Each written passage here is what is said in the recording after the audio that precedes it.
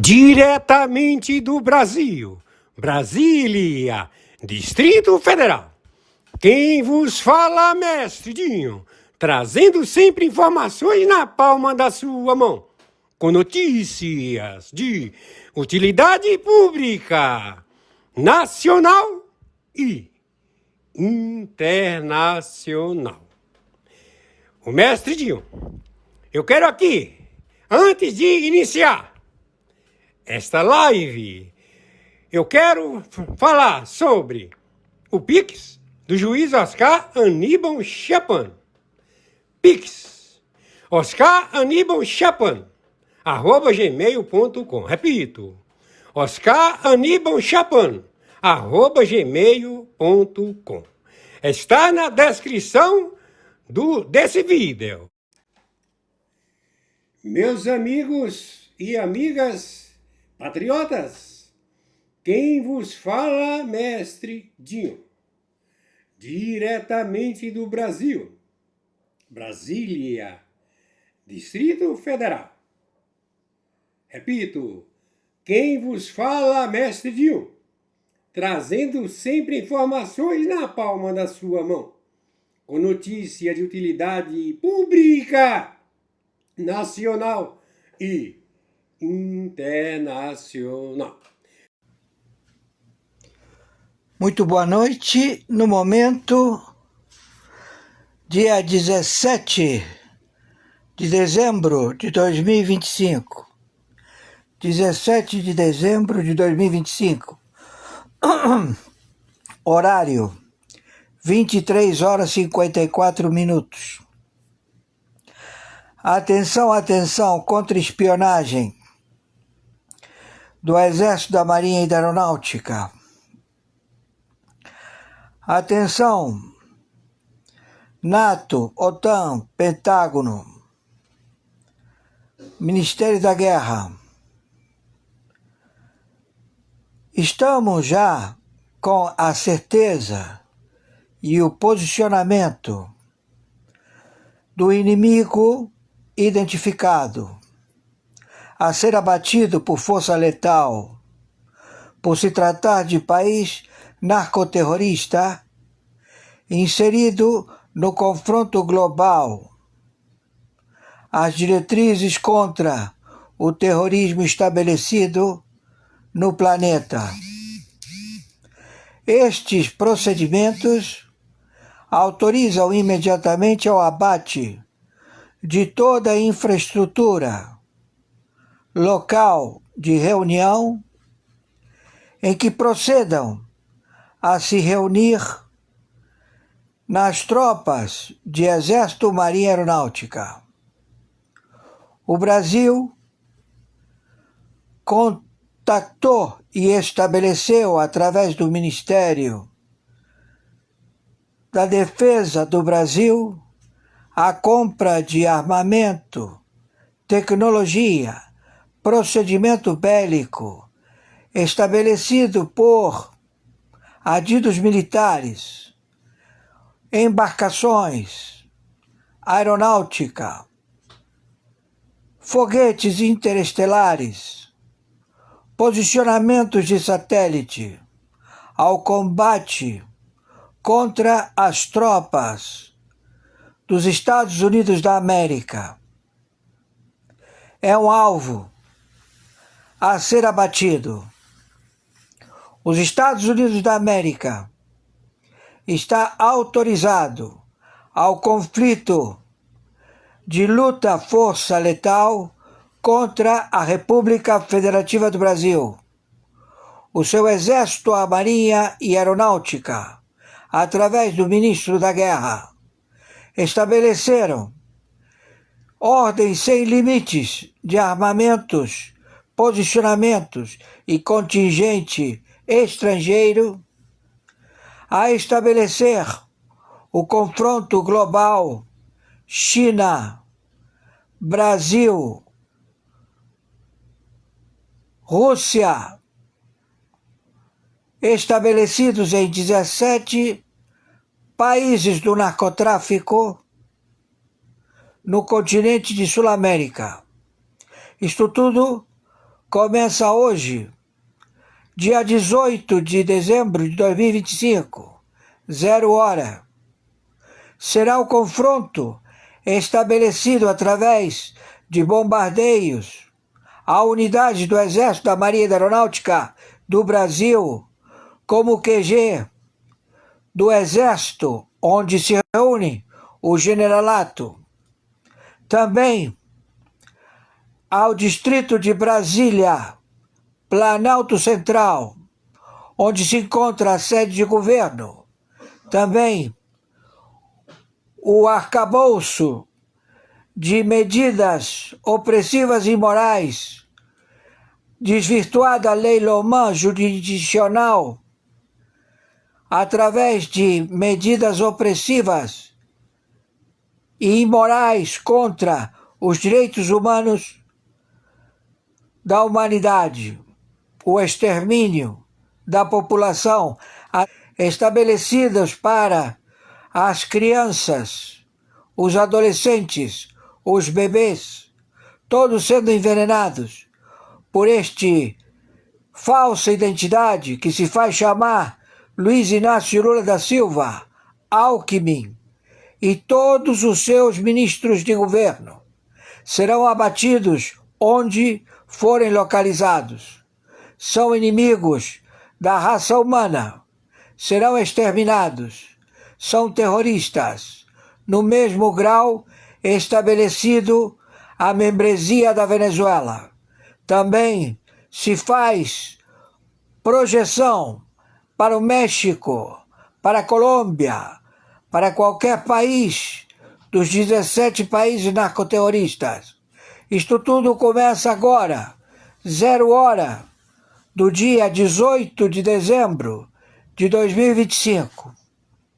É ordem estabelecida que não cabe recurso.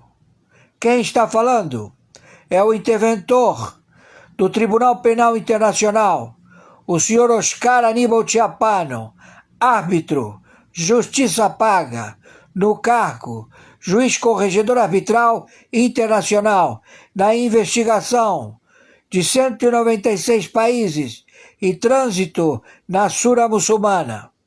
Estamos já com os componentes identificados e todos eles já levados para o desfecho letal, ou seja, força militar das Marinhas da Aeronáutica do Comando Sul, operando imediatamente no Atlântico Sul.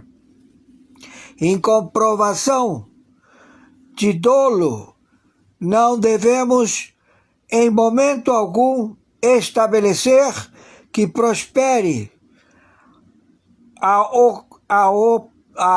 aquisição e também transferências de embarcações, já que se encontram navios do Irã, da China, submarinos da China, do Irã, da Rússia, querendo combate no Oceano Atlântico, nas praias, nas costas da República Federativa do Brasil.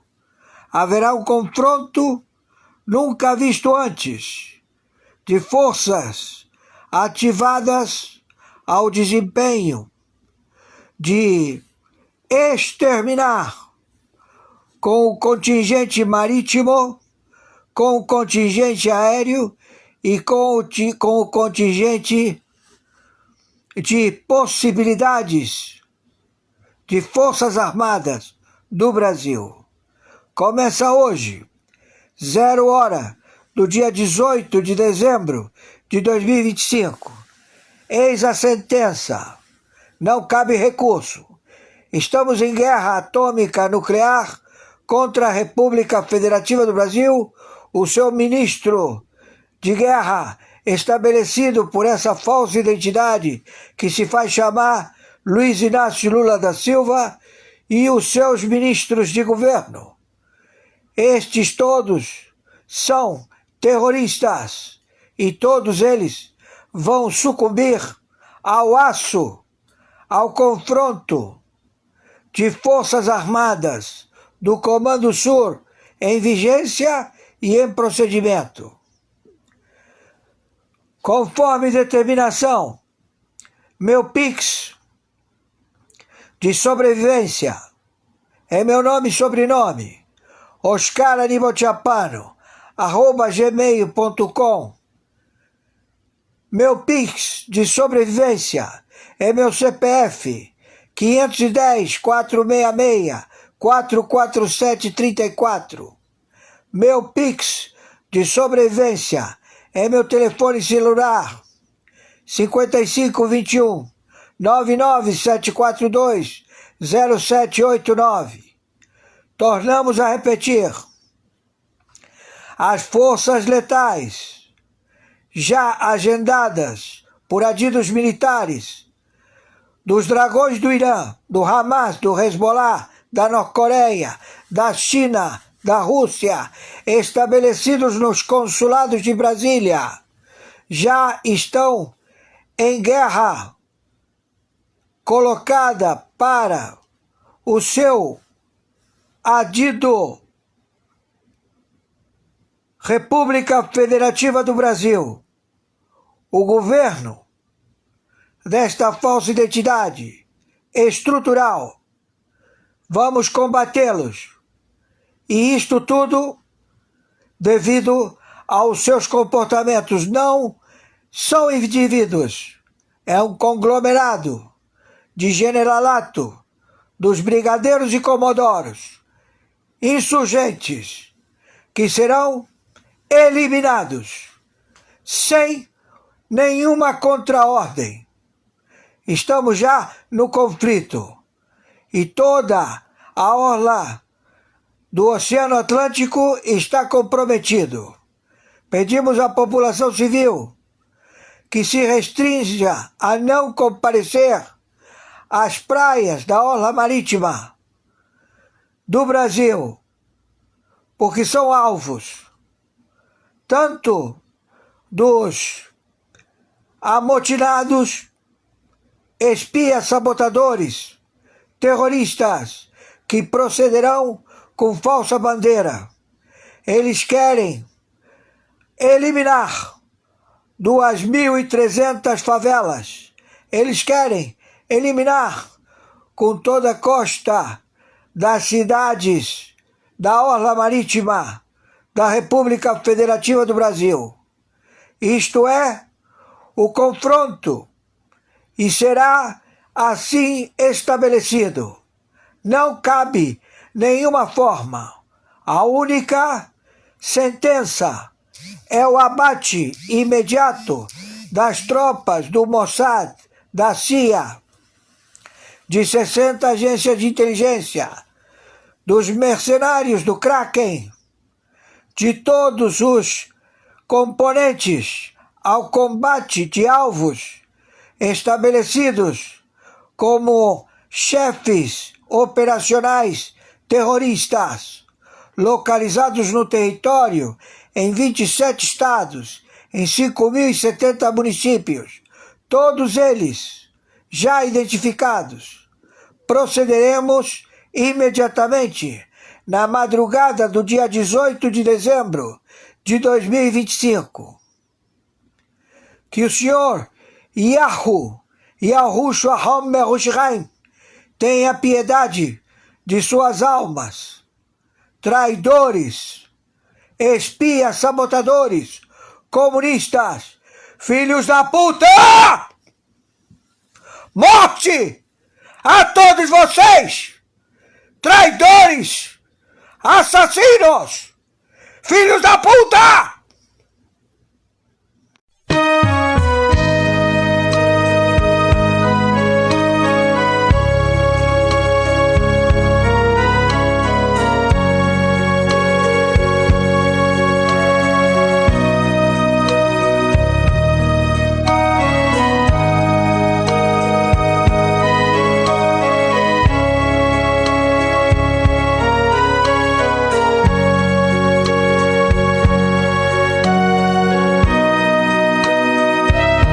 Espírito Santo, o Consolador, te sustenta consola o povo de Deus.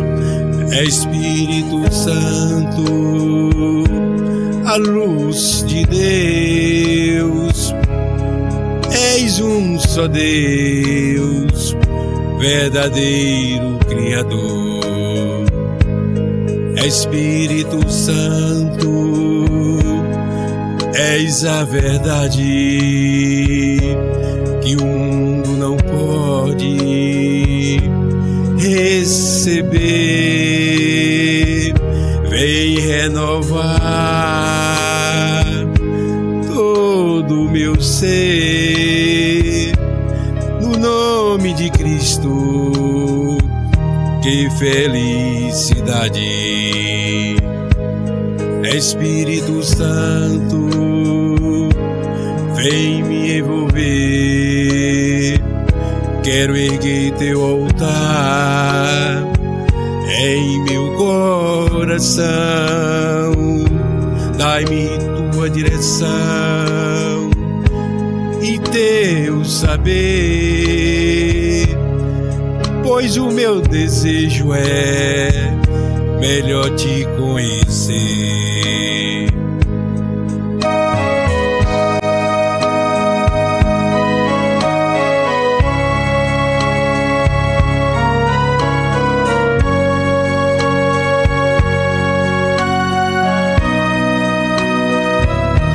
É Espírito Santo, o Consolador,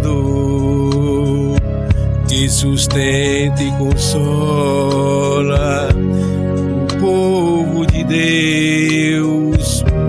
É Espírito Santo, a luz de Deus. És um só Deus, verdadeiro Criador. Vem Espírito Santo, a luz de Deus. Flui Espírito Santo neste lugar.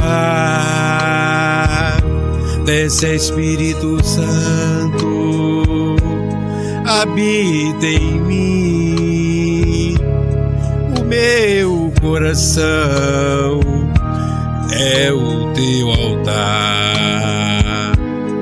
É Espírito Santo, o Consolador, que sustenta e consola o povo de Deus. É Espírito Santo, a luz de Deus. És um só Deus, verdadeiro Criador. És um só Deus, verdadeiro Criador.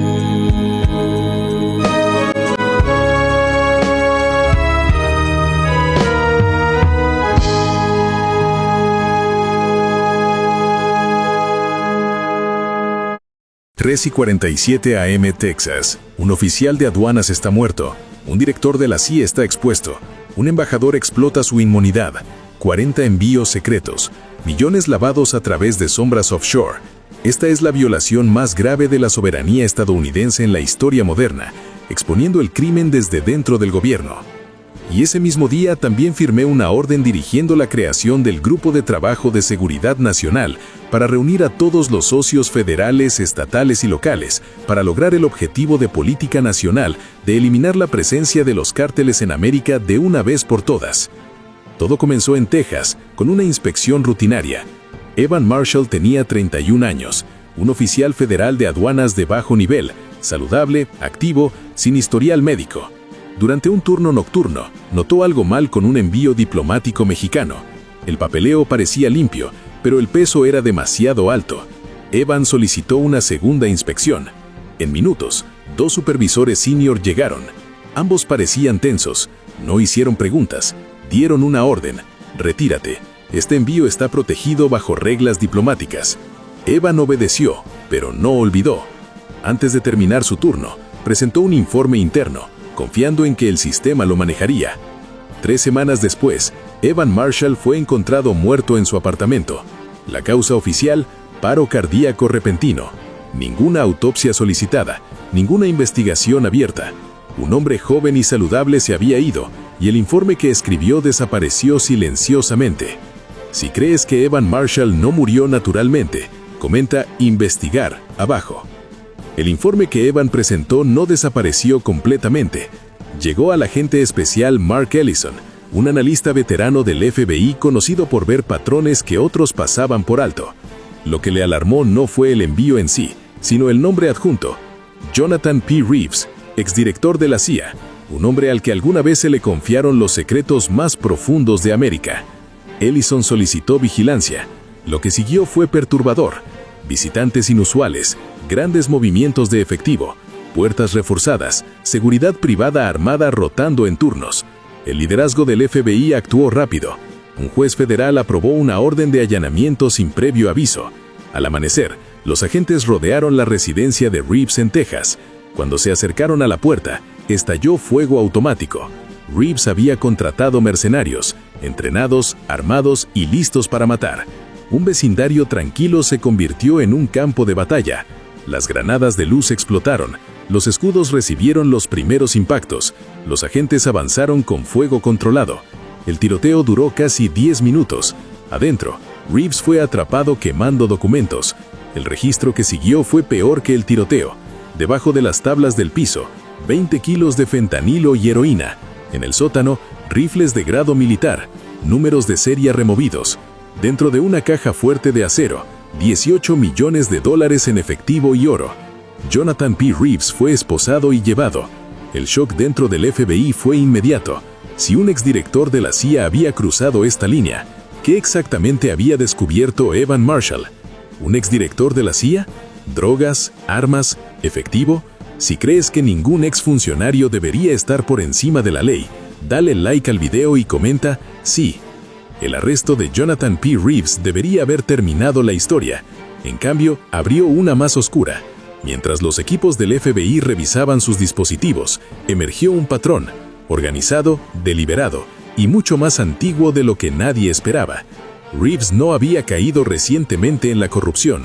Había construido un imperio criminal mientras todavía servía dentro de la comunidad de inteligencia, usando su entrenamiento no para defender a la nación, sino para esconderse de ella. Los rastros financieros lo vincularon directamente al cártel CJNG en Texas, revelando una asociación que se extendía años atrás. Él proporcionaba estrategia, ellos proporcionaban mano de obra, y juntos se expandieron a campos mucho más brutales que los narcóticos: tráfico humano, extracción de órganos y envíos ilegales de armas cruzando líneas estatales e internacionales. Pero el descubrimiento más perturbador vino de comunicaciones extraídas de carpetas encriptadas. Reeves tenía un socio con protección diplomática, el embajador Alejandro Cruz Vega, de México. Cada envío diplomático había entrado a los Estados Unidos bajo la autoridad de Vega, cada uno etiquetado como materiales culturales, cada uno pesando casi 400 kilos, mucho más allá de cualquier carga legítima. El dinero se lavaba a través de cuentas offshore en Panamá, Chipre y las Islas Vírgenes Británicas. Una empresa fantasma, Meridian Global Logistics, actuaba como el centro silencioso, sin empleados y sin una oficina física, solo un flujo de transferencias imposibles de tracear. Reeves también había colocado contactos leales en agencias locales, un sheriff del condado, un técnico de la DEA y varios empleados administrativos que silenciosamente aprobaban el papeleo. Esto no era un avanzado del cártel, era una red protegida, una que llegaba desde los puertos de Texas hasta las embajadas extranjeras, y el FBI ahora entendía que no estaban enfrentando criminales escondidos dentro del sistema, estaban enfrentando criminales escondidos dentro de él. La inmunidad diplomática se usó como escudo para el crimen. Si crees que la inmunidad nunca debería proteger a criminales, comenta fin a la inmunidad. Los investigadores pronto se dieron cuenta de que el verdadero centro no era Reeves, era el embajador Alejandro Cruz Vega, protegido por una bandera extranjera y abusando de la inmunidad para mover 40 envíos diplomáticos masivos offshore. El FBI conocía la verdad, pero no podía tocarlo. La diplomacia se había convertido en un escudo para criminales. Una decisión tenía que tomarse al más alto nivel. En una reunión clasificada, las agencias federales presentaron sus hallazgos. La evidencia era abrumadora, el peligro era inmediato y por primera vez en la historia moderna de Estados Unidos, el gobierno acordó hacer lo impensable: revocar la inmunidad diplomática antes de una operación. El reloj se movió rápidamente después de eso. A las 3:47 a.m., bajo el manto de la oscuridad, equipos tácticos del FBI y una unidad de respuesta rápida de Marines se desplegaron alrededor del complejo diplomático mexicano. Los Marines formaron el anillo exterior, silenciosos, disciplinados, bloqueando cada salida. Los agentes del FBI avanzaron hacia la entrada principal con equipo de penetración, ópticas de visión nocturna y órdenes selladas sin precedentes en alcance. El asalto comenzó con un estruendo ensordecedor. Una carga de penetración destrozó la entrada reforzada, enviando polvo rodando por el patio. Los Marines entraron con precisión, asegurando el perímetro mientras los agentes del FBI irrumpían en el interior de la embajada. El tiroteo estalló instantáneamente. Adentro, contratistas privados contratados por Vega, fuertemente armados, entrenados para el conflicto, abrieron fuego desde posiciones elevadas. Las balas rebotaban en las paredes de mármol. Las granadas de luz estallaban como relámpagos blancos. Los agentes avanzaron en formación cerrada, los escudos absorbiendo los primeros disparos mientras empujaban más profundo por corredores estrechos. La lucha duró minutos, pero se sintió más larga. Habitación por habitación, piso por piso, los agentes despejaron el complejo. Encontraron puertas atrincheradas, discos duros destruidos y estaciones de trabajo abandonadas apresuradamente. Abajo, una puerta de acero reforzada custodiaba el sótano. Una segunda carga la destrozó. Lo que esperaba abajo era peor que cualquier tiroteo. Filas de neveras médicas, cada una marcada con etiquetas de transporte médico, fueron catalogadas y abiertas bajo estricto protocolo forense. Adentro había órganos humanos, riñones, hígados, córneas preservados para tránsito rápido. La documentación recuperada de un escritorio cercano rastreó el destino de cada envío. Clínicas ilegales en Sudamérica, compradores privados en Europa y redes clandestinas operando lejos de la supervisión. Era organizado, rentable e impactantemente rutinario. Luego vinieron los narcóticos, máquinas de prensado de grado industrial, sistemas de ventilación disfrazados como equipo de mantenimiento y tambores químicos llenos de materiales precursores.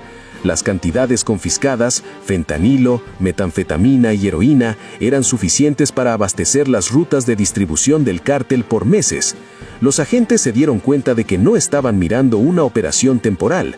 Este era un centro de producción completamente funcional, construido en el único lugar que ninguna agencia federal tenía que inspeccionar. Pero los descubrimientos se extendieron mucho más allá de las paredes de la embajada. Las raídas simultáneas en Texas revelaron las capas exteriores de la estructura que Reeves y el embajador Vega habían construido. En una instalación de almacenamiento rural, los agentes encontraron manifiestos de envío que machaban con envíos diplomáticos, cada uno cuidadosamente codificado para disfrazar los contenidos. En un almacén suburbano, localizaron carpetas llenas de registros de empleo de individuos traficados a través de la frontera, muchos de los cuales habían desaparecido poco después de llegar. Sus nombres estaban ligados a clínicas, granjas, fábricas y propiedades privadas, lugares que habían consumido silenciosamente vidas humanas vulnerables sin atraer atención. La evidencia electrónica era aún más disturbadora. Cientos de mensajes encriptados recuperados de laptops confiscadas detallaban una red de comercio internacional con branchas que llegaban al sudeste asiático, Europa del Este y el Medio Oriente. Algunos mensajes hacían referencia a entregables, otros a material fresco, terminología que despojaba a las víctimas de humanidad y las convertía en mercancías. La escala era industrial, el tono era frío, y el sistema había sido permitido operar porque la puerta principal, la embajada de Vega, estaba protegida por la ley diplomática. El análisis financiero descubrió la arquitectura que mantenía esta máquina funcionando. El dinero se movía a través de capas de entidades offshore, Panamá, Chipre, las Islas Vírgenes Británicas, antes de reaparecer en los Estados Unidos como bienes raíces, honorarios de consultoría y contratos de seguridad. En el centro estaba Meridian Global Logistics, una empresa sin nómina, sin almacén, sin empleados. Existía solo para enrutar millones de dólares entre socios criminales que creían que eran intocables. Lo que más impactó a los investigadores no fue la complejidad, sino la simplicidad. La red prosperaba porque todos creían que la inmunidad diplomática era impenetrable. Con Vega bajo custodia y Reeves ya tras las rejas, la estructura estaba colapsando. Pero el daño que había infligido a las comunidades, a las familias, a la confianza en el sistema, apenas comenzaba a entenderse. Esto no fue solo crimen, fue infiltración, fue corrosión, y las consecuencias estaban lejos de terminar. A medida que la evidencia continuaba desenvolviéndose, el FBI se dio cuenta de que la red criminal no era solo una operación sofisticada, era una herida que había estado sangrando en las comunidades estadounidenses durante años. Lo que los investigadores descubrieron fue mucho más allá de las drogas, el dinero o los funcionarios corruptos. Expuso una erosión silenciosa de la seguridad que las familias de Texas habían sentido mucho antes de que nadie entendiera por qué. Las primeras señales aparecieron en los informes de médicos forenses. Casos marcados como causas naturales de repente tomaron nuevo significado cuando se combinaron con las comunicaciones encriptadas de Reeves. Trabajadores jóvenes, inmigrantes recientes y residentes de bajos ingresos habían muerto sin explicación. Muertes descartadas como insuficiencia cardíaca, deshidratación o accidentes laborales. Sin embargo, sus nombres aparecían repetidamente en documentos confiscados vinculados a rutas de tráfico y listas de suministro de órganos. No eran pérdidas aleatorias, eran bajas de una economía oculta que trataba la vida humana como inventario. Las comunidades cerca de los pueblos fronterizos habían reportado durante mucho tiempo desapariciones crecientes, particularmente entre grupos vulnerables. Los padres describían niños que cruzaban la frontera buscando oportunidad y nunca llamaban a casa de nuevo. Los refugios notaban residentes desaparecidos que se habían ido con reclutadores de trabajo prometiendo dinero rápido. Durante años, estos informes fueron manejados por separado. La policía local presentando avisos de personas desaparecidas, las ONGs asumiendo tráfico humano, los departamentos de salud notando muertes inexplicables. Solo ahora, con la evidencia mapeada, el FBI vio el panorama completo. La red se alimentaba de los miembros más indefensos de la sociedad. En los vecindarios suburbanos, las consecuencias tomaron una forma diferente. Las drogas sintéticas producidas dentro de la embajada de Vega habían inundado pueblos sin presencia previa del cártel. Las admisiones hospitalarias por sobredosis de fentanilo habían aumentado silenciosamente. Los centros de tratamiento veían pacientes más jóvenes. Los oficiales de recursos escolares reportaban narcóticos mucho más potentes que cualquier cosa que circulara previamente. Lo que parecía una amplia tendencia nacional de drogas era de hecho el resultado de una cadena de suministro diseñada desde dentro de paredes diplomáticas. Incluso las agencias de aplicación de la ley habían sido comprometidas. En entrevistas realizadas después de las redadas, varios oficiales admitieron que habían dejado de presentar informes sospechosos porque nunca pasaba nada después. Otros confesaron que confiaban en la reputación de Reeves, creyendo que un exdirector de la CIA no podía posiblemente estar involucrado en irregularidades. Esta confianza mal depositada permitió que condados enteros fueran manipulados, que las inspecciones fueran evadidas y que las víctimas fueran movidas sin que nadie conectara los puntos. Más allá del daño físico, el costo emocional fue profundo. Líderes comunitarios hablaban de vecindarios viviendo con una sensación de inquietud, familias cerrando puertas más temprano, padres advirtiendo a los adolescentes que no tomaran turnos nocturnos, residentes temerosos de reportar actividad extraña cerca de almacenes o propiedades rurales. Lo que temían no era solo el crimen, era la creciente sospecha de que el sistema, destinado a protegerlos, había fallado. Las comunidades religiosas, los grupos de inmigrantes y las organizaciones sin fines de lucro llenaron el vacío, ofreciendo el apoyo que podían, pero ellos también sintieron el peso de la traición. Muchos habían confiado en programas patrocinados por la embajada y entrecambios culturales, sin saber que algunos estaban siendo usados como frentes para enmascarar movimientos ilícitos. La comprensión más dolorosa llegó cuando los investigadores revisaron la línea del tiempo. Esta red había estado operando desde hace casi una década. Durante años, las comunidades habían vivido con tragedias inexplicables, sin saber que eran síntomas de una maquinaria oculta más grande dirigida por hombres poderosos protegidos por títulos, posiciones y ley internacional. El FBI ahora enfrentaba la verdad.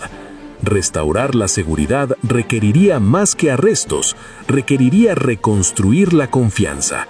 Una familia, un vecindario, una comunidad sacudida a la vez. Y cuanto más profundo miraban, más entendían que las verdaderas víctimas de esta red no eran solo los que desaparecieron, eran comunidades enteras que nunca supieron que estaban bajo ataque.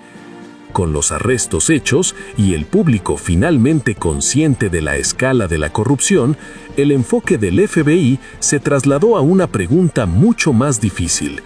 ¿Cómo había sobrevivido esta red por tanto tiempo? No era suficiente confiscar drogas, cerrar casas de seguridad y poner esposas a un exdirector de la CIA y a un embajador extranjero. El problema más profundo era estructural. Algo dentro del sistema se había agrietado y nadie lo había notado hasta que los cuerpos, las remesas bancarias y las cajas diplomáticas contaron la historia. Las revisiones internas comenzaron inmediatamente. Las agencias federales lanzaron auditorías paralelas, revisando años de informes, pistas y quejas de campo. Lo que encontraron no fue falta de información, sino falta de conexión. Piezas de la verdad habían sido reportadas docenas de veces, incidentes aislados en pueblos fronterizos, muertes inexplicables en hospitales del condado, envíos con pesos que no coincidían, pistas anónimas sobre almacenes operando de noche. Cada agencia veía fragmentos, ninguna vio el patrón completo. Ese fracaso había permitido a Reeves y Vega operar libremente. Había permitido que el dinero del cártel se infiltrara en oficinas del condado. Había permitido que seres humanos desaparecieran sin alarma. Los funcionarios senior enfrentaron la sombría realidad. El sistema no había sido superado en astucia, había sido superado en velocidad. Los criminales se habían adaptado más rápido que las instituciones construidas para detenerlos. Los comités del Congreso exigieron respuestas, los gobernadores solicitaron informes, los líderes comunitarios preguntaron por qué cada señal de advertencia había sido ignorada. Sin embargo, la rendición de cuentas era complicada. Algunos fracasos se debieron a negligencia, otros se debieron a la confianza depositada en las personas equivocadas. El antiguo título de Reeves le había otorgado un escudo de credibilidad que enmascaró sus crímenes durante años. Los supervisores descartaron a los denunciantes porque lo conocían. Los oficiales locales ignoraron las señales de alerta porque Washington debe haberlo aprobado. Una cultura de deferencia se había convertido en un arma en las manos equivocadas. El FBI reconoció otra verdad incómoda. Evan Marshall nunca debería haber muerto. Su informe no debería haber sido enterrado. Sus preguntas no deberían haber sido castigadas. Su vida no debería haber sido el precio por descubrir un crimen incrustado en la diplomacia. A raíz de las redadas, la agencia comenzó a reescribir los protocolos para la cooperación interagencias. Se propuso un nuevo sistema para detectar anomalías a través de aduanas, inteligencia y canales diplomáticos para que ningún informe individual pudiera ser descartado silenciosamente de nuevo. se expandieron las líneas de denuncia comunitaria. A los médicos forenses se les dieron nuevas pautas para identificar muertes vinculadas al tráfico y agentes químicos. Por primera vez, los envíos diplomáticos serían sometidos a auditorías de seguimiento de peso, incluso cuando los contenidos permanecían protegidos. Pero reconstruir la confianza requeriría más que nuevas reglas. Los ayuntamientos de Texas se llenaron de familias exigiendo seguridad. Ministros, maestros y propietarios de pequeños negocios hablaron del miedo. No miedo a los cárteles, sino miedo a que las instituciones hubieran sido demasiado ciegas, demasiado lentas o demasiado dispuestas a mirar para otro lado. Algunos preguntaron si existían redes similares en otros lugares. Otros se preguntaron cuántos años tomaría para que sus comunidades sanaran del daño que nunca vieron venir. A través de todo, los investigadores mantuvieron su enfoque en los nombres aún sin resolver, archivos etiquetados como pendientes, cuentas bancarias aún activas, asociados que habían huido antes de las redadas. La operación había colapsado, pero los restos de la red permanecían. Y en salas de conferencias silenciosas mucho después de la medianoche, los agentes hacían la misma pregunta que el público. Si esto pudo pasar en Texas, con funcionarios respetados, diplomacia e inmunidad internacional, títulos que se suponía representaban confianza, ley y orden internacional convertidos en escudos para el crimen, esto no fue un fracaso de los valores estadounidenses, fue una traición a ellos. Y sin embargo, esta historia no termina en la oscuridad. Porque cuando la verdad finalmente salió a la superficie, fueron las instituciones estadounidenses las que actuaron. Fueron los analistas del FBI quienes siguieron patrones que otros ignoraron. Fueron los agentes federales quienes mantuvieron su posición bajo fuego. Fueron los Marines estadounidenses quienes aseguraron el perímetro cuando la diplomacia colapsó en criminalidad. Fueron los jueces quienes firmaron órdenes sin temor a títulos o poder anterior. Esta operación envió un mensaje, uno que importa profundamente en un mundo dividido. Ninguna posición está por encima de la ley, ninguna bandera puede proteger permanentemente el crimen, ningún cargo anterior otorga inmunidad por vida. Esa es la lección. Una sociedad libre sobrevive no porque la corrupción nunca aparezca, sino porque es confrontada cuando se descubre. Este caso también nos recuerda por qué la rendición de cuentas importa en la política, por qué la transparencia importa, por qué las instituciones deben ser cuestionadas, auditadas y corregidas, no confiadas ciegamente. El poder sin supervisión se pudre, la autoridad sin consecuencias extiende el daño, y cuando los ciudadanos dejan de hacer preguntas, la corrupción se pone cómoda. Evan Marshall hizo una pregunta, confió en el sistema, y aunque el costo fue devastador, sus acciones finalmente expusieron una maquinaria que había estado envenenando comunidades durante casi una década. La lucha ahora avanza no solo en los tribunales, sino en la supervisión política y conciencia pública, porque la seguridad nacional no es solo a borderas y armas, es sobre integridad. Y esa responsabilidad nos pertenece a todos. Si crees que ningún oficial debería estar por encima de la ley, comenta justicia abajo. Si crees que las instituciones de América deben ser protegidas por la corrupción, sin importar qué tan alto llegue, comenta defender el sistema. Y si estás con los hombres y mujeres del FBI, las fuerzas de la ley federales y el militar estadounidense que arriesgan sus vidas para defender la Constitución, dale like a este video y compártelo, porque el silencio protege la corrupción y la vigilancia protege la República. Suscríbete a Línea del Fuego TV para no perderte el nuevo capítulo. Muito bom dia, muito bom dia. O Everton Queiroz, ele é também alvo de busca e apreensão, conjuntamente com o vice-líder do governo, senador Everton Rocha.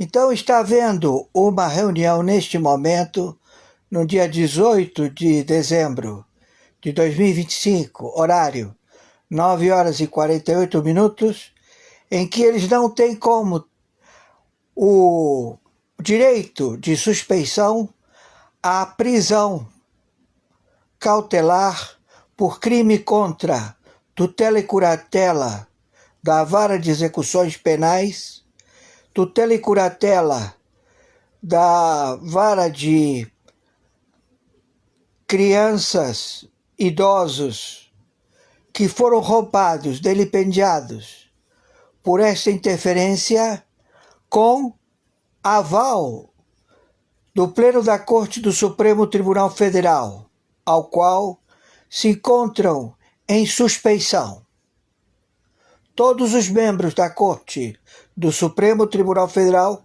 se encontram em suspeição. Suas capturas e também prisões estão já em procedimento de averbação internacional, não somente pelo crime interno do INSS e também compensações de pagamentos de institutos e fundações atreladas a empresas de binacionais, Petrobras, também Vale, também a tecnologia atômica de Angra 2, Angra 1 e Angra 3. Eles estão inseridos em compromissos de pagamentos em salários e também aquisições de sedes de representantes consulares que não foram pagos os proventos de locação em 196 países. Então, a reunião dos ladrões está sendo posta neste momento, dia 18 de dezembro de 2025. Também se estende ao representante do executivo falsa averbação pública. Ele não tem o DNA e não tem as digitais de quem ele diz ser, Luiz Inácio Lula da Silva. Tudo isto está sendo notificado no momento. O Brasil se encontra em guerra declarada através da aquisição de armamento bélico, suporte logístico de adidos militares da China, da Rússia, da Turquia, do Hamas, do Hezbollah, em 27 estados e 5.070 municípios. O Brasil paga para estas gestões de terroristas no território da República Federativa do Brasil. Isto coloca a mesma procedência e execução da cúpula do terrorismo na governança da ditadura do narcotráfico do Cartel do Solis. O Cartel do Solis se estabeleceu na estrutura de governo da República Federativa do Brasil, o mesmo modus operandi. Então, o Brasil declarou guerra aos Estados Unidos da América. São alvos as dependências da estrutura do Exército, da Marinha e da Aeronáutica, que tenha compadrio com o ministro da Defesa da República Federativa do Brasil. A aquisição de munição, de mísseis, de ogivas nucleares trazidas pela China em embarcações que se encontram no Oceano Atlântico determinam o abate imediato, já que a China se encontra em conflito direto contra os Estados Unidos da América. Da mesma forma a Rússia, da mesma forma a Turquia, da mesma forma Irã. Todos são inimigos de guerra atômica nuclear, já expostos.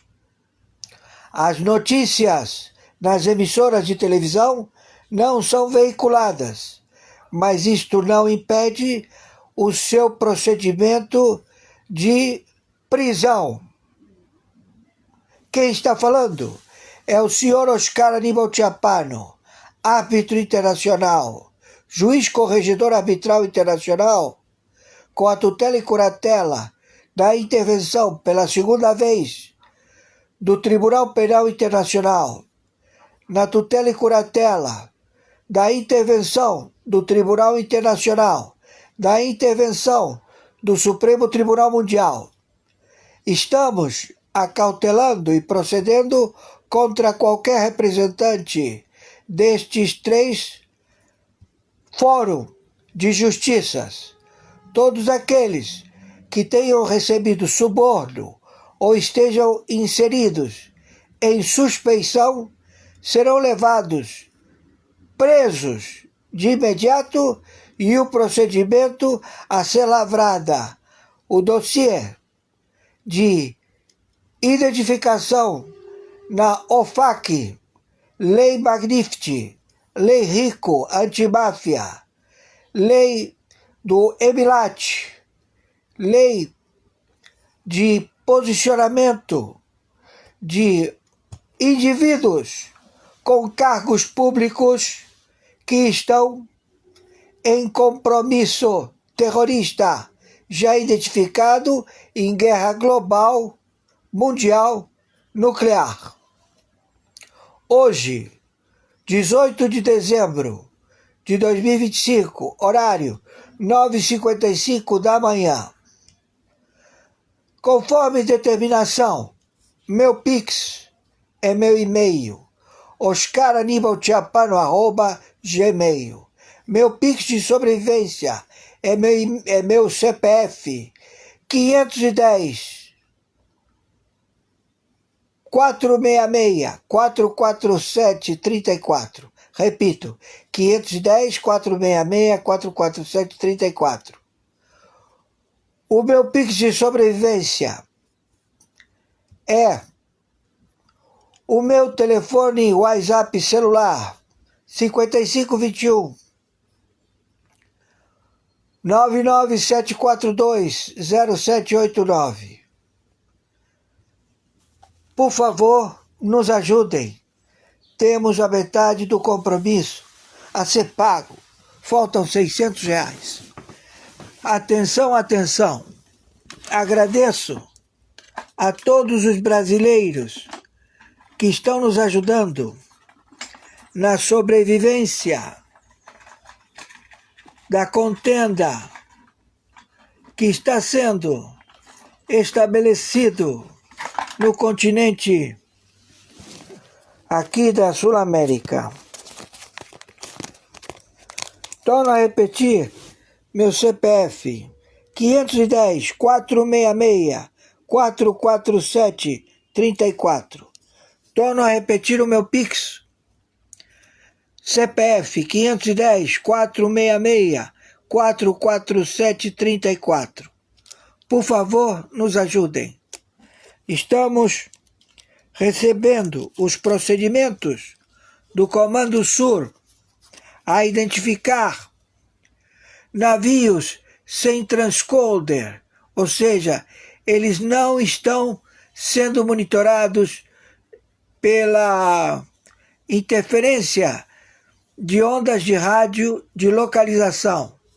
Eles são navios que estão se deslocando sem informação, falsas bandeiras, são navios de guerra, também submarinos, da China, da Rússia, do Irã, que se encontram no Atlântico, também navios de petróleo, cargueiros, que eles são frotas blindadas de combate, lançadores de mísseis apontados para a República Federativa do Brasil, que eles querem tomar de assalto nas praias do Oceano Atlântico, que banham praias como no Rio de Janeiro, Copacabana, Leblon, Barra. Também no Nordeste, na ponta dos 9 estados, desde Bahia até o Caribe, todos já posicionados para a invasão do território da República Federativa do Brasil por China, Norte-Coreia, Turquia, Irã, Hamas, Hezbollah, soldados do exército dos cachorros do Irã, que todos eles se encontram deslocados ao combate e estão camuflados em embarcações sem bandeira. Eles são navios fantasmas. Mais de 670 mil navios de grande porte e pequeno porte, todos eles em direção às costas do Atlântico, estão sendo monitorados por satélites posicionados em tempo virtual. Estamos vendo o abastecimento, as tropas, o deslocamento de armamentos para estas tripulações de navios de 100 tripulantes, todos recebendo, através de monitoramento de satélite,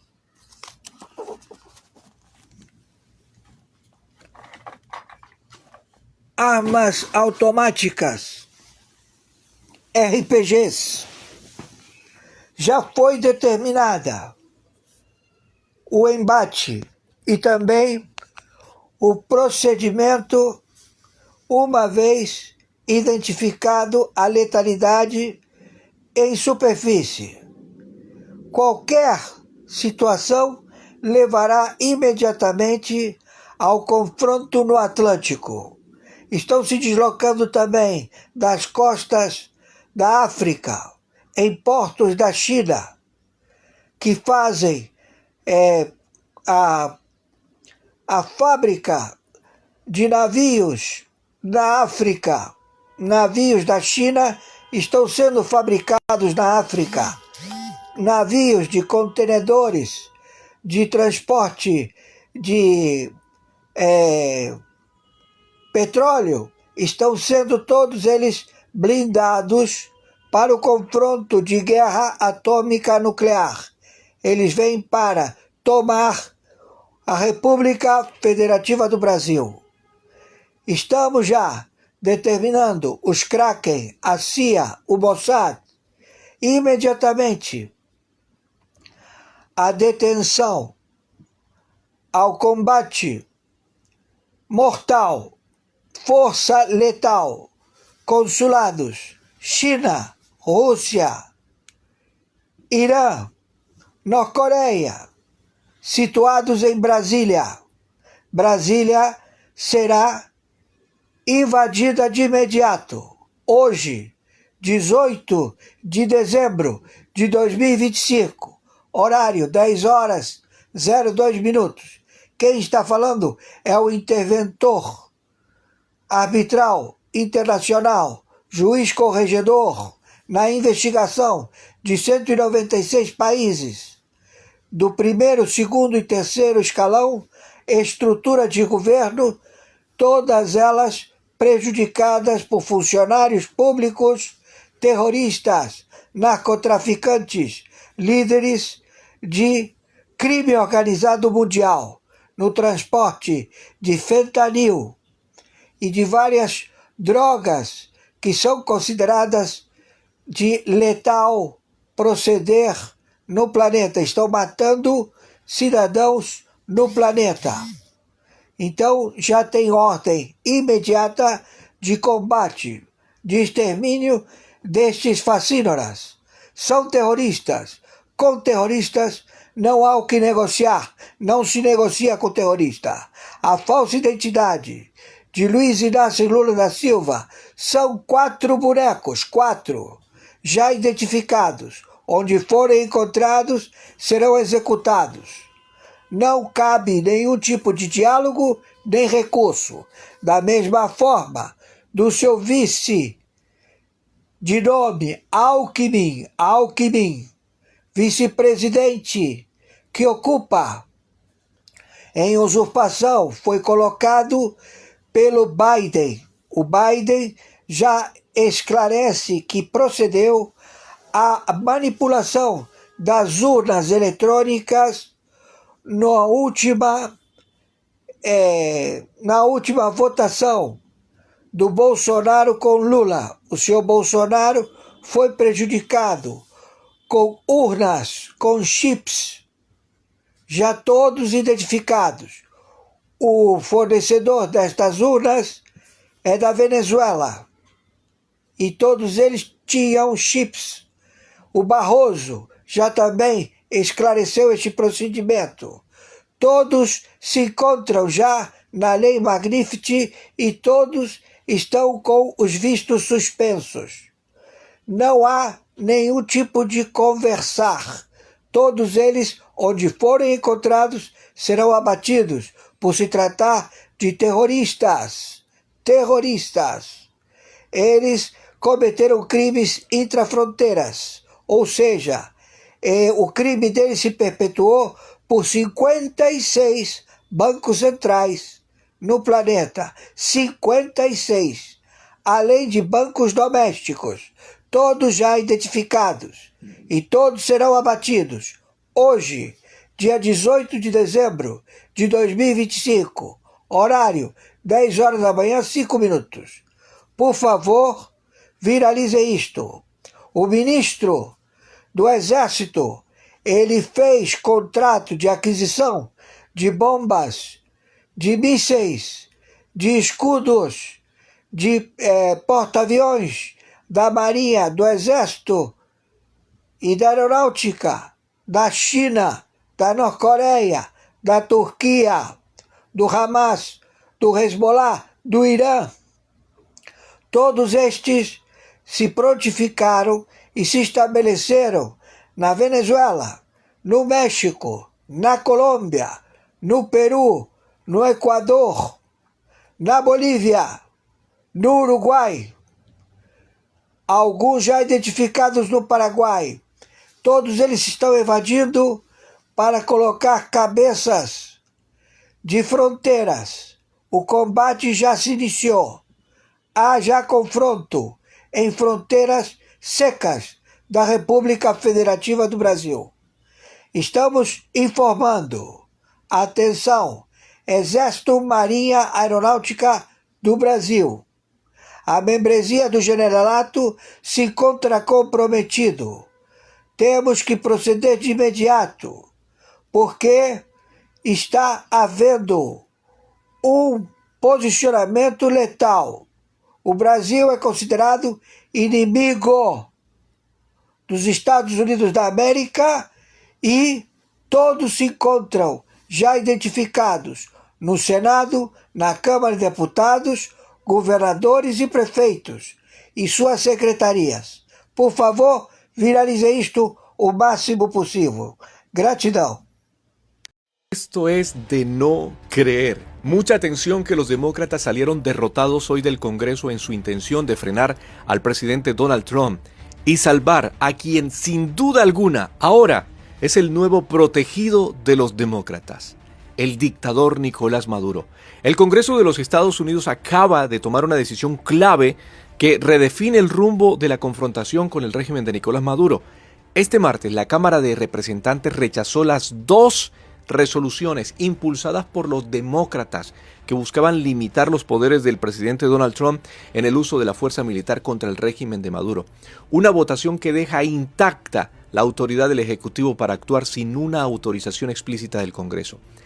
Ambas iniciativas fueron derrotadas. Una cayó 216 contra 210 y la otra 213 contra 211. La votación se dio casi por completo en líneas partidistas, con la mayoría republicana respaldando al presidente Trump y rechazando cualquier intento de atarle las manos en materia de seguridad nacional. Parece una película de ciencia ficción. Pero es totalmente cierto. Demócratas desesperados por salvar a Maduro y su régimen narcoterrorista. Lo estamos viviendo, es historia pura. ¿Ustedes qué opinan? Terrible. Ahí les va. Então, galera, até para você ser um baita de um cretino, você tem que ter um mínimo de coerência. Hoje foi preso o número 2 da Previdência do Lula, o senhor Adroaldo Portal. Pois é, esse cara aqui.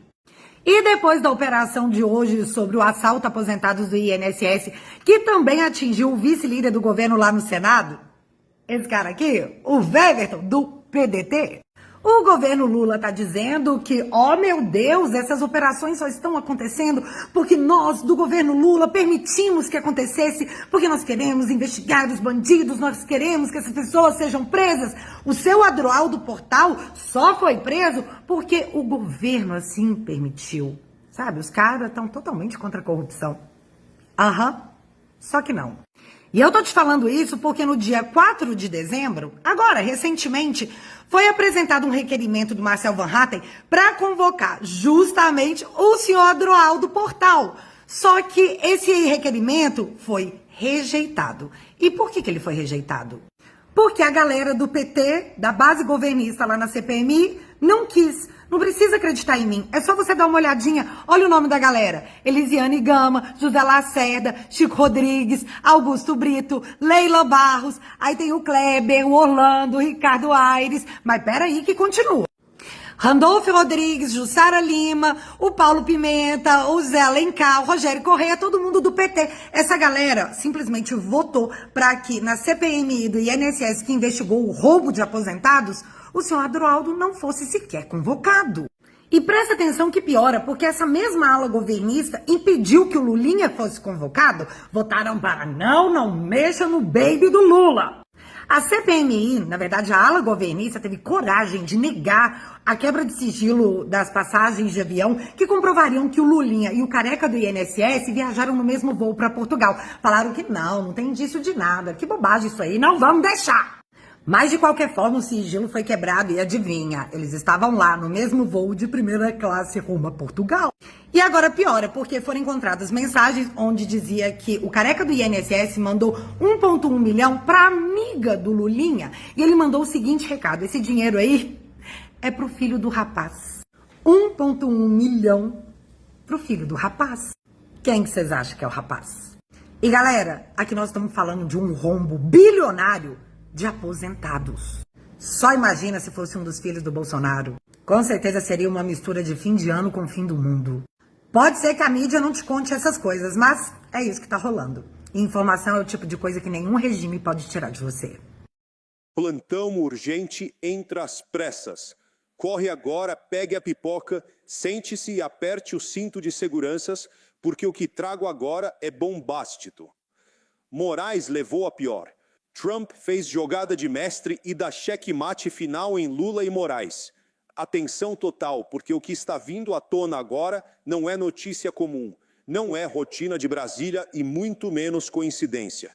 O clima é de alerta, bastidores em ebulição e um silêncio estranho de quem, até pouco tempo, falava demais.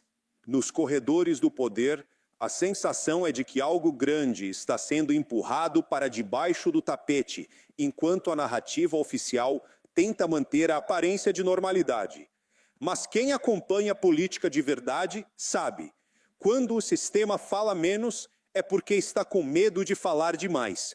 Nas últimas horas, voltaram ao centro do debate relatos e análises envolvendo o senador Marcos Duval, conexões internacionais, pressões externas e um tabuleiro que liga diretamente Brasília a Washington.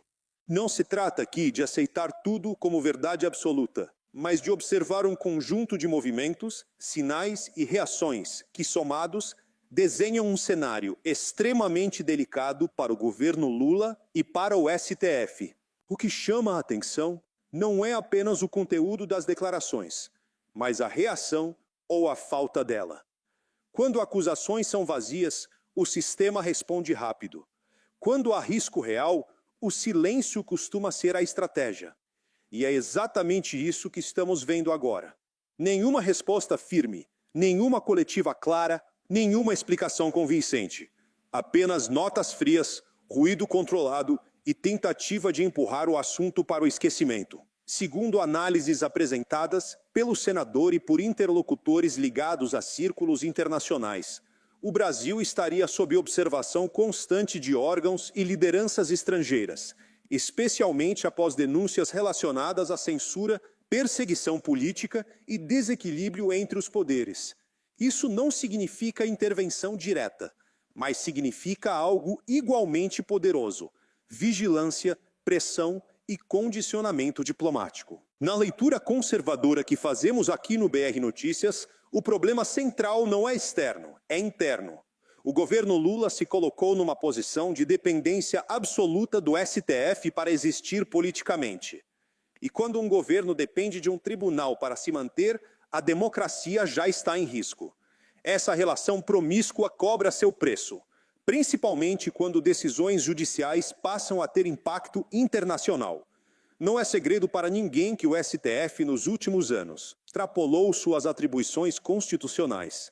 Censura prévia, perseguição a parlamentares, jornalistas e cidadãos comuns, interferência direta no legislativo e no debate público. Tudo isso foi sendo normalizado dentro do Brasil, mas nunca foi completamente aceito fora dele. Democracias observam, investidores observam, governos observam. E aqui entra um ponto crucial. O governo Lula tenta se vender como defensor da democracia no exterior, enquanto internamente sustenta um modelo de repressão institucionalizada. Essa contradição não passa despercebida. Ela fragiliza o discurso, isola diplomaticamente e abre espaço para pressões silenciosas, porém extremamente eficazes. De acordo com relatos políticos, haveria um incômodo crescente nos Estados Unidos com a forma como o Brasil vem tratando liberdade de expressão, eleições e oposição política. Não se trata de direita ou esquerda, mas de regras mínimas do jogo democrático. Quando essas regras são rompidas, o custo aparece, ainda que de forma indireta. Outro ponto que não pode ser ignorado é o contexto eleitoral de 2026. Ainda que falte tempo no calendário, o jogo já começou nos bastidores. E, gostem ou não, Jair Bolsonaro continua sendo um símbolo político internacional. Não por cargo, mas pelo que representa no embate entre conservadorismo e progressismo global. Tratar Bolsonaro como carta fora do baralho é subestimar a realidade. Na minha opinião, o sistema cometeu um erro estratégico grave ao tentar eliminar politicamente Bolsonaro via decisões judiciais. Transformou um adversário em símbolo. E símbolos não morrem fácil. Pelo contrário, ganham força quando são perseguidos. Isso explica, em parte, por que o nome do Brasil voltou ao radar internacional de forma negativa. O senador Marcos Duval afirma ter entregue documentos, relatórios e informações a autoridades estrangeiras ao longo dos últimos anos. Verdadeiros ou não, esses relatos levantam uma pergunta incômoda. Se não havia nada, por que tanta censura? Por que buscas, bloqueios, isolamento político? Quem está seguro de sua inocência enfrenta acusações com transparência, não com mordaça. Enquanto isso, o Planalto tenta equilibrar pratos demais ao mesmo tempo.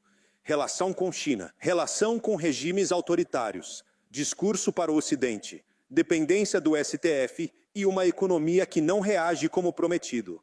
Esse malabarismo cobra preço, e quando o preço chega, chega de uma vez só. Nos bastidores, a avaliação é de que o governo Lula perdeu margem de manobra. Não governa plenamente, administra crises, não lidera, reage. E reage sempre tentando ganhar tempo, esperando que o assunto esfrie. Mas alguns temas não esfriam, eles fermentam. O STF, por sua vez, enfrenta um desgaste sem precedentes. Nunca se falou tanto em limites, impeachment, revisão de poderes. Mesmo que nada avance no curto prazo, o simples fato de o debate existir já é um sinal de fraqueza institucional. A autoridade que precisa se impor pela força já perdeu o respeito espontâneo. Este é o cenário do primeiro bloco: um sistema pressionado, um governo encurralado e uma narrativa oficial cada vez mais distante da percepção popular. No próximo bloco, vamos avançar ainda mais fundo. Cenários possíveis, consequências políticas e por que esse movimento pode redefinir o jogo até 2026. Fica comigo. Agora, vamos além da superfície e entrar no campo das consequências. Porque política não é feita só de fatos isolados, mas de acúmulo de erros, decisões mal calculadas e reações em cadeia. O que está em jogo agora não é um nome, um cargo ou uma polêmica do dia. É a estrutura de poder que foi construída à força nos últimos anos. Analistas independentes apontam que a pressão internacional não costuma vir com ultimatos públicos. Ela vem com sinais, condicionantes e alertas silenciosos. Mudanças no tom diplomático, atrasos em acordos, esfriamento de relações e mensagens indiretas. Quando isso acontece, governos atentos recuam. Governos fracos fingem que nada está acontecendo. O governo Lula, na minha avaliação, escolheu fingir normalidade. Continua discursando como se estivesse confortável, enquanto tenta apagar incêndios internos. O problema é que incêndios institucionais não se apagam com discurso. Eles exigem mudança de postura. E até agora, essa mudança não veio. Um dos pontos mais sensíveis é a censura. Não adianta trocar o nome, chamar de regulação ou combate à desinformação. Quando o Estado decide quem pode falar, o que pode ser dito e quem deve ser silenciado, isso é censura. E censura, em qualquer democracia minimamente séria, é linha vermelha. Relatos indicam que esse tema é acompanhado de perto fora do Brasil. Plataformas, empresas de tecnologia e governos não gostam de ambientes instáveis juridicamente. Quando decisões são arbitrárias, o risco aumenta. E onde há risco, o capital foge. Outro ponto delicado é a judicialização da política.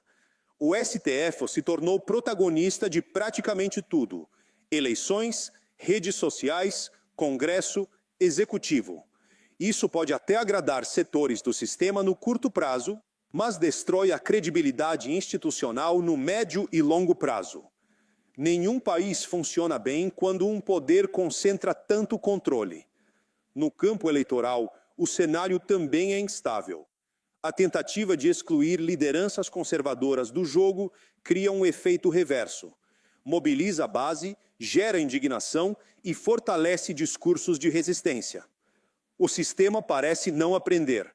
Quanto mais aperta, mais reação provoca. Na leitura apresentada por Marcos Duval e por analistas alinhados ao conservadorismo, haveria um movimento internacional observando atentamente o processo eleitoral brasileiro. Não para escolher candidatos, mas para avaliar se o jogo será limpo, competitivo e livre. Se não for, o custo pode vir em forma de isolamento político e econômico. E aqui vai minha opinião direta. O Brasil não pode se dar ao luxo de virar um pária institucional. Já temos problemas demais. A insistência do governo Lula em governar com apoio de decisões judiciais controversas, em vez de diálogo político real, empurra o país para esse risco. Outro elemento importante é o desgaste da mídia tradicional. Veículos que atuaram como linha auxiliar do sistema perdem credibilidade, audiência e relevância. Isso abre espaço para canais independentes, como este, que fazem leitura crítica e não repetem manchete pronta. A informação descentralizada incomoda porque não pode ser controlada facilmente. O STF sabe disso. O governo sabe disso. E é por isso que a tentativa de controle da narrativa se intensifica. Mas controlar narrativa não muda a realidade. Apenas atrasa o confronto com ela. Se o governo Lula continuar apostando em repressão, censura e acordos de bastidor para sobreviver, a conta chega. Sempre chega. Pode não ser hoje, pode não ser amanhã, mas chega. E quando chega, não pergunta quem apoiou ou quem ficou em silêncio. Para 2026, o cenário é de incerteza total. Nada está definido. Nenhuma narrativa está consolidada.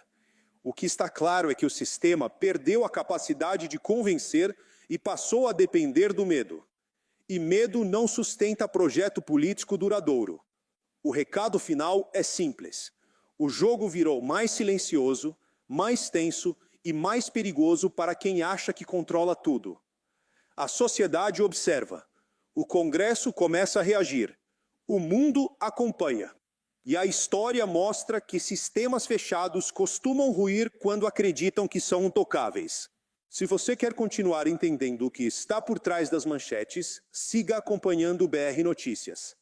Aqui a gente não se ajoelha para a narrativa pronta, não passa pano para abuso de poder e não tem medo de dizer o que precisa ser dito. Se inscreva no canal, deixe seu like, comente e compartilhe. Informação é poder. Nesse momento, estar bem informado é uma forma de resistência.